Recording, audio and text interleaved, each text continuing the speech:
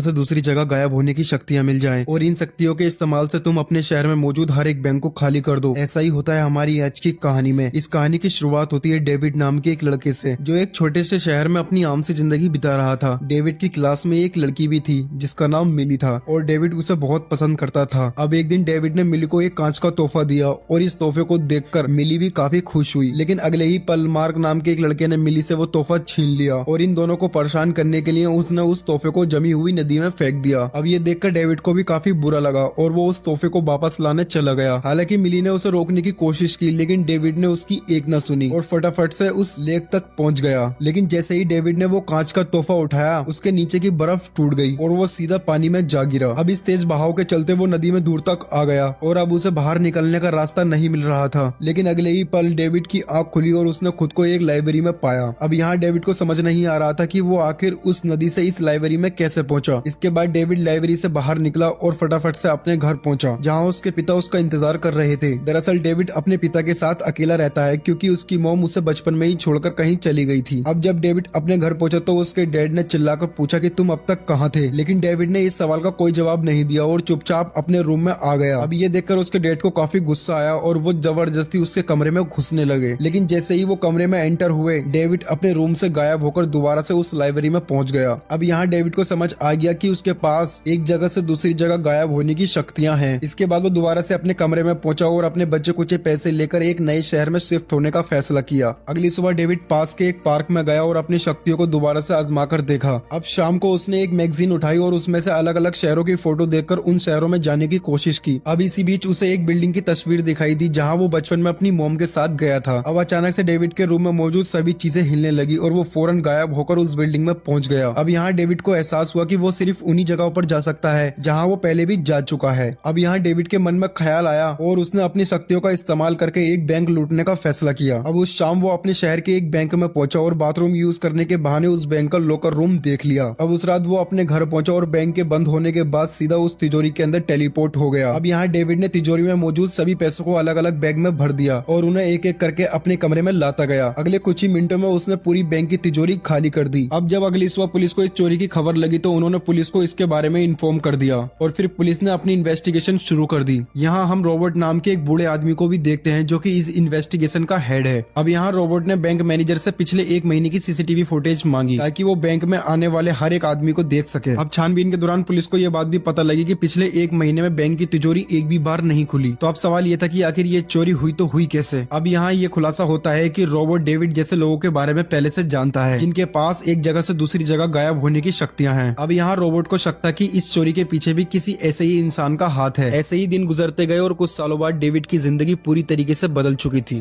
फिलहाल David New York के एक अपार्टमेंट में रहता है जहाँ उसकी सुविधा की हर एक चीज मौजूद है और उसके फ्लैट में दुनिया भर की अलग अलग जगहों की तस्वीरें भी लगी हुई है। इसके साथ ही उसके फ्लैट में एक ऐसा कमरा भी है जहाँ वो अलग अलग देशों की करेंसियां रखता है। अब शाम को डेविड ने दोबारा से अपनी शक्तियों का इस्तेमाल किया और लंदन के एक बार में पहुंचा। अब इस बार में आने के बाद उसने एक खूबसूरत लड़की को देखा और बिना किसी सावधानी के गायब होकर उस लड़की के पास पहुंच गया। इस बार में ग्रिफन नाम का एक लड़का भी था जिसने डेविड को ये कारनामा करते हुए अपनी आंखों से देख लिया। अब आज की रात डेविड ने इस लड़की के साथ गुजारी और अगली सुबह फिजी के एक आइलैंड पर सर्फिंग करने चला गया। इसके बाद वो इजिप्ट पहुंचा और एक पिरामिड पर बैठकर लंच किया।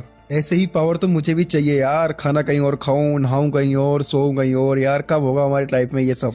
वहीं दूसरी ओर हम दूर किसी जंगल में एक आदमी को देखते हैं जिसके पास डेविड जैसी ही शक्तियां थी। हालांकि वो अपनी शक्तियों का इस्तेमाल नहीं कर पा रहा था क्योंकि एक तार उसकी बॉडी से लिपटी हुई थी। तभी हम रोबोट को देखते हैं और यहाँ खुलासा होता है कि रोबोट ने ही इस आदमी को पकड़ रखा है। अब यहाँ इस आदमी ने रोबोट से पूछा कि आखिर तुम चाहते क्या हो। इस पर रोबोट ने उससे बोला कि इस दुनिया में जिनके पास भी तुम्हारी जैसी पावर्स हैं, मैं उन्हें जान से मार देना चाहता हूँ। और इतना कहकर ही रोबोट ने इस आदमी को मार डाला। अब इस आदमी को मारने के बाद रोबोट के पास एक कॉल आया जो कि कई साल पहले हुई चोरी के बारे में था। वहीं दूसरी ओर हम डेविड को देखते हैं जो न्यूयॉर्क में अपने घर पहुंचा, लेकिन जैसे ही वो अपने हॉल में गया तब उसकी नजर रोबोट पर गई। अब यहाँ रोबोट ने डेविड से उस बैंक में हुई चोरी के बारे में पूछा, लेकिन रोबोट के सवाल का जवाब देने की बजाय डेविड उससे बदतमीजी करने लगा। अब यहाँ रोबोट ने भी डेविड को सबक सिखाने का फैसला किया और एक डिवाइस के जरिए डेविड को बिजली के झटके देने लगा। अब ये देखकर डेविड ने यहाँ से गायब होने की कोशिश की, पर इन झटकों के चलते वो काफी कमजोर हो चुका था। अब यहाँ रोबोट भागता हुआ डेविड के पास गया और उसे जोरदार झटका देकर नीचे जमीन पर फेंक दिया। इसके बाद उसने डेविड की तरफ एक तार शूट की और उसके पैरों को जकड़ लिया ताकि डेविड चलकर भी कहीं भाग न जाए। हालांकि डेविड ने भी हार नहीं मानी और एक बार फिर से अपनी शक्तियों का इस्तेमाल किया। अब इस बार डेविड अपने घर के उस कमरे में पहुंचा जहां वो अपने पैसे रखता था। अब यहाँ डेविड ने फौरन उस तार को काट दिया और ढेर सारे पैसे लेकर यहाँ से गायब हो गया। इसके बाद वो अपने पुराने घर पहुंचा जहाँ उसके पिता अकेले रहते थे। अब यहाँ डेविड के पिता ने उससे घर रहने की रिक्वेस्ट की क्योंकि उन्हें अपने बेटे की काफी फिक्र हो रही थी। अब यहाँ डेविड ने अपने पिता से बोला कि आपको मेरी फिक्र करने की कोई जरूरत नहीं है। इतना कहकर वो यहाँ से गायब हो गया।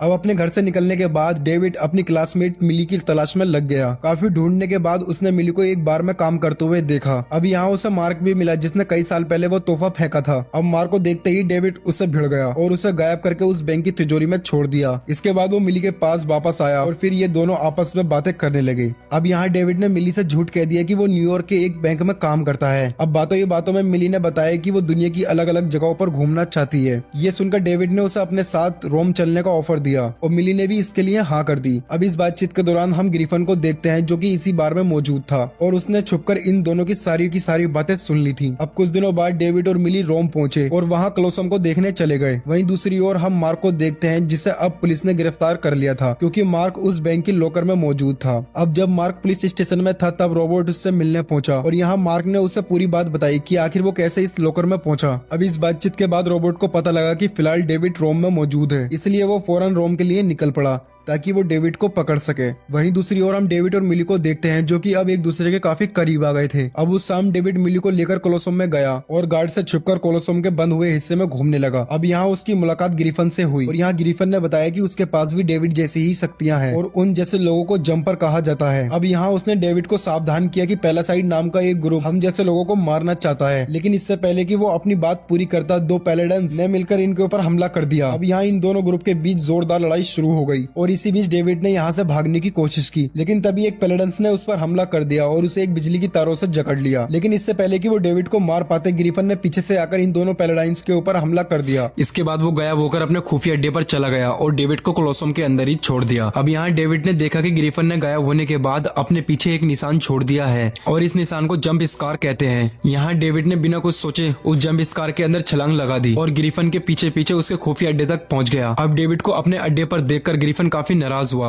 और उसे फौरन वापस लौटने को कहा। अब यहाँ डेविड ने भी ग्रिफन की बात मान ली और फटाफट से गायब होकर मिली के पास पहुंच गया। इसके बाद वो मिली को लेकर कोलोसम से बाहर आ गया और यहाँ से भागने लगा, पर तभी पुलिस की एक टीम ने उसे घेर लिया और उसे गिरफ्तार कर लिया। अब जब डेविड पुलिस स्टेशन में कैद था तब मैरी नाम की एक लेडी उससे मिलने पहुंची जो कि असल में उसकी माँ थी। अब यहाँ मैरी ने डेविड से बोला कि तुम्हारे पास पेलेडन से बचने के लिए केवल 1 मिनट है। इतना कहकर उसने डेविड को उस हथकड़ी की चाबी दे दी और यहाँ से भाग जाने को कहा। फिलहाल आप डेविड की माँ को याद रखना क्योंकि ये कहानी में नया ट्विस्ट लेकर आएगी। अब हथकड़ी से आजाद होकर डेविड पुलिस स्टेशन से बाहर आ गया और फौरन मिली को उसके घर भेज दिया ताकि वो इन झमेलों से दूर रहे। वहीं दूसरी ओर हम रोबोट को देखते हैं जो कि डेविड के पिता विलियम से मिलने उनके घर पहुंचा। यहाँ रोबोट ने विलियम से डेविड का पता पूछा जिस पर विलियम ने उससे बताया कि पिछले 8 सालों में वो अपने बेटे से एक भी बार नहीं मिला। वहीं दूसरी ओर हम डेविड को देखते हैं जो कि फिलहाल ग्रिफन के खुफिया ठिकाने पर था। अब डेविड ने ग्रिफन के कमरे में अलग अलग लोगों की फोटो देखी जो कि दुनिया भर में मौजूद पैलेडेंस थे। अब इन फोटो को देखकर डेविड ने ग्रिफन से पूछा कि आखिर ये पैलेडेंस हमारे पीछे क्यों पड़े हैं। इस पर ग्रिफन ने उसे बताया कि पैलेडेंस और जम्फर की लड़ाई आज से नहीं बल्कि पिछले हजारों सालों से चलती आ रही है। दरअसल पैलेडेंस बहुत ही धार्मिक किस्म के लोग हैं और उनके मुताबिक ये गायब होने वाली शक्तियां केवल गॉड के पास ही होनी चाहिए। अब यहाँ ग्रिफन ने बताया कि पैलेडेंस के मन में जम्पर्स के लिए कोई भी जगह नहीं है, वो हमें मारने के लिए किसी भी हद तक जा सकते हैं। अब इन बातों को सुनने के बाद डेविड को एहसास हुआ कि वो विलियम और मिली की जान को भी खतरा है। इसके बाद वो अपने पुराने घर पहुंचा और अपने पिता को ढूंढने लगा जो कि उसे किचन के फर्श पर बेहोश पड़े मिले। अब ये देखते ही डेविड फौरन अपने पिता को लेकर एक हॉस्पिटल में पहुंचा ताकि वो उनकी जान बचा सके। इसके बाद वो दोबारा से ग्रिफन के पास गया और उस रोबोट का पता पूछा क्योंकि वो अब रोबोट को मारकर इस कहानी को हमेशा हमेशा के लिए खत्म करना चाहता है। अब यहाँ ग्रिफन ने उसे बताया कि वो खुद पिछले 10 सालों से रोबोट की तलाश कर रहा है और उसे पकड़ पाना इतना आसान नहीं है।